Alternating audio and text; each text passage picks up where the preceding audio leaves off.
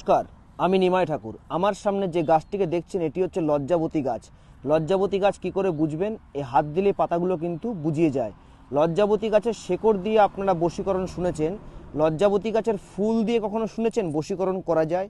আজকে যে উপায়টি বলবো এটি অত্যাধিক আদি এবং পৌরাণিক তান্ত্রিক মতের একটি উপায় বলছি।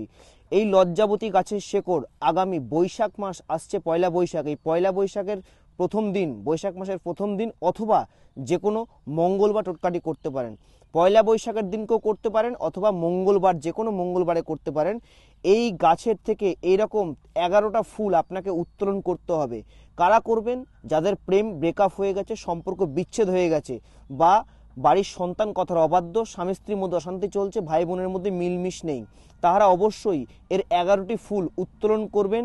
আমি যে মন্ত্রটি বলছি এই মন্ত্রটি বলে, মন্ত্র হচ্ছে ওম রক্ত চামুণ্ডে অমুক বসমানায় কুরুকুরু সহা অমুক স্থলে। পার্টনারের নাম, মানে যাকেই বশীকরণ করেন না কেন তার নামটা বলবেন, বলে ফুলগুলোকে উত্তোলন করবেন শুদ্ধ বস্ত্রে স্নান করার পর।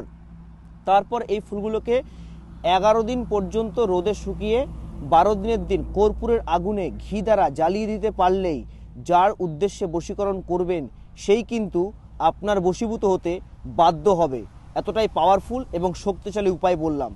বিশ্বাসের সহিত করে দেখবেন, 100% ফল পাবেন।